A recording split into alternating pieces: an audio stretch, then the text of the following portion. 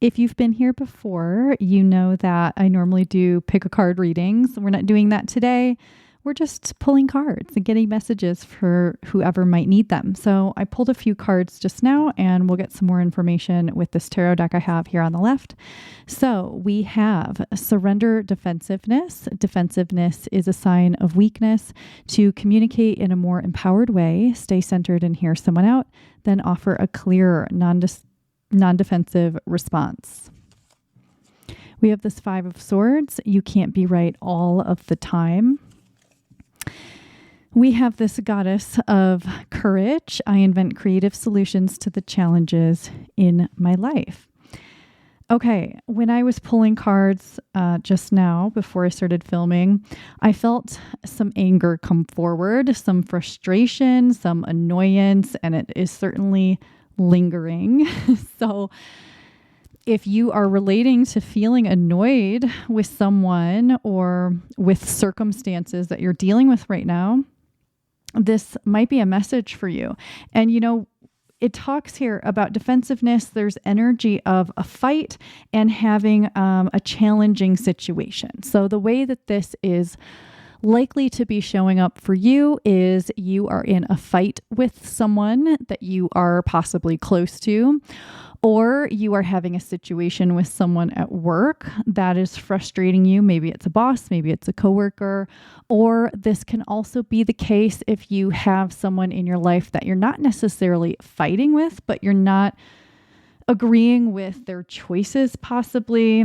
But there's definitely frustration with how someone or something is choosing to be, or the way that it is bringing conflict into your life or difficulty. So you're dealing with a challenge of some kind. You are feeling pretty annoyed about it.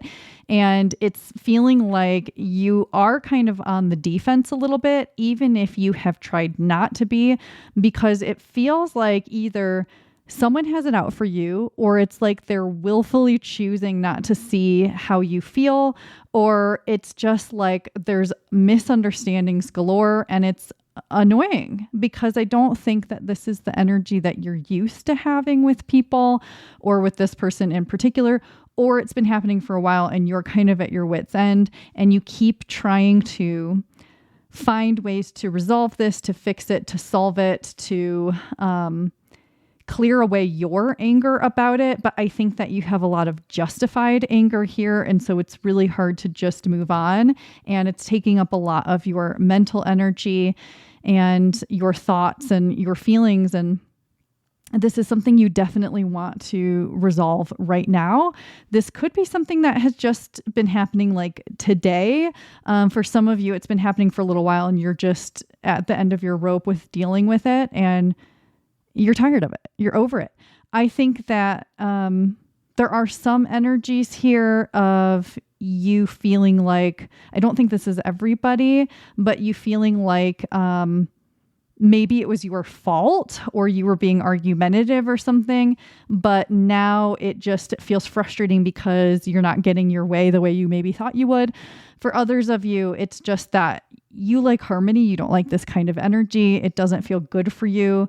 You may be feeling judged or misunderstood. So let's get some tarot cards for what you need to know about the situation and how to deal with it.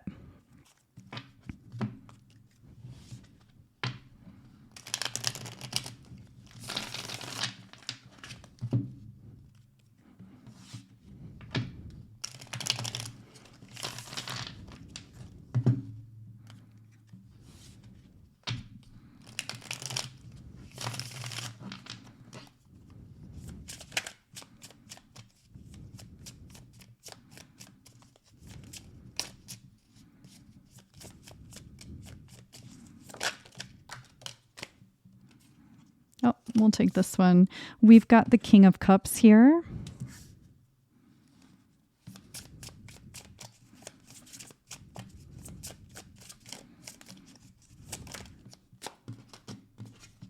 We have the World card.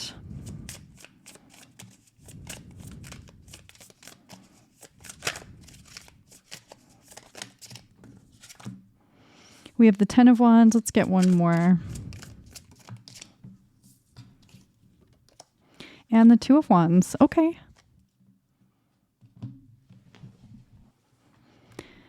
Okay. So let's talk about what's going on with this other person or this other energy and what you need to know about them. We have this King of Cups, and I think that whoever this is, even if they are being very immature or argumentative, or they're debating you, or they're being difficult or controlling, they don't see themselves that way. So you may think like, what a control freak, or like, why does this person have this need to act this way? They think that they are mature. They think that they are emotionally mature. They think they are wise. They may very well be very controlling if that's the type of person you're dealing with, but they don't think they are.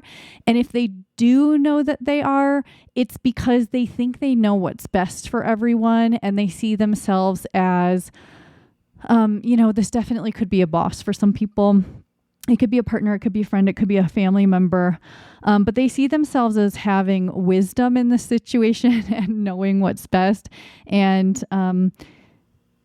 with the King of Cups, we don't normally have two figures. We just have the King of Cups, and we have this other figure here. And so again, it feels like this person is either being a bit controlling or being very sort of firm with their boundaries, but they are bothered by this too. And they are certainly bothered by this energy with you. And I think that some of you are dealing with someone who's not speaking to you, or is being very cold, giving you the silent treatment, or not being open to a communication that feels helpful for you, or they seem very boundaried suddenly. They may be acting like you're really annoying, or you're asking too many questions, or you're talking too much. It definitely seems like you're getting the cold shoulder a bit. And that is specifically because of, their reaction to this. If this person seems unbothered, they're not. They're trying to be unbothered. They're trying to come across as unbothered, but they're definitely not willing to give up their position at this time. Regarding this situation as a whole, you do seem to be protected. So if it's a job situation where you're worried that this person could cause you to lose your job, or will fire you, or something like that, it seems like you are protected. In this World card, we have this woman surrounded by this light mushroom circle and these fairies, these spirit guides, and she's okay. And she's got this red cloak, which makes me think about security and safety. And so in some way you are protected. If this is a personal relationship, it's not that this is over or everything is changed forever or anything like that. It's kind of like you have two different perspectives right now, and one or both of you could be right or wrong.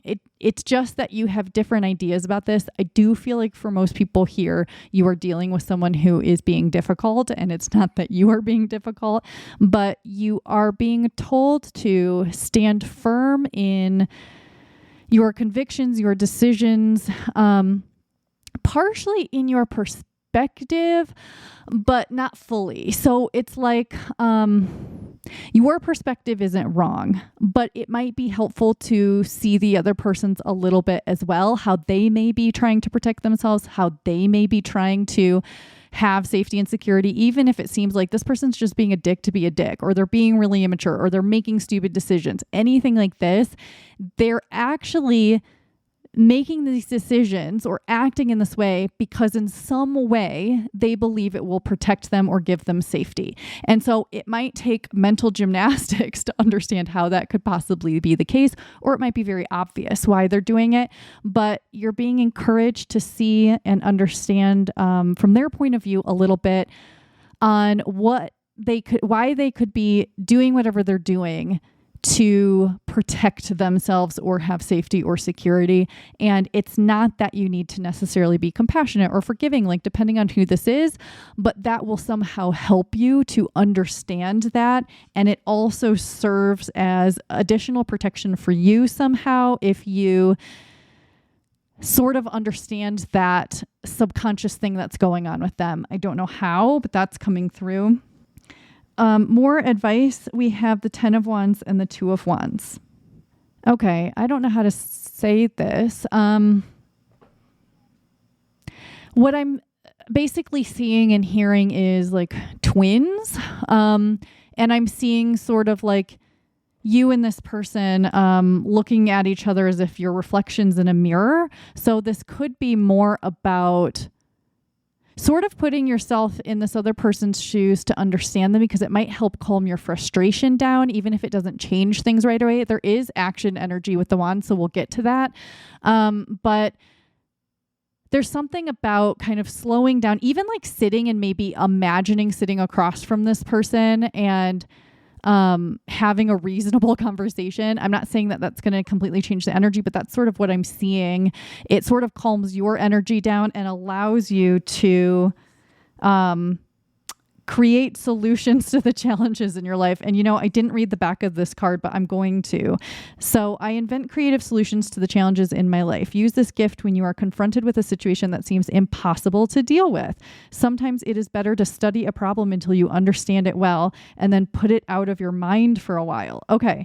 Many scientists and mathematicians have reported that their inventions and creative solutions came to them in a dream or in the reverie of a daydream. Okay. So that must be why I wanted to pick that card up, because it speaks to this. So there's this idea here where instead of just trying to force a solution to this or just being mad, having a bit of a daydream, we could call it, where you imagine having a productive conversation with this person, or you imagine holding their hand and forgiving them, even if it's just for a second. I'm not saying that you have to have friendly energy with someone who's awful, or that you just let the other person be right and you don't have an opinion. None of that. But there's something here around like harmonizing that energy in imagination, but also it kind of slows you down and calms down your nervous system so that a more wise resolution can come to the surface, and your intuition can have a word instead of you trying to sort this out with your head and your logic and your rationality.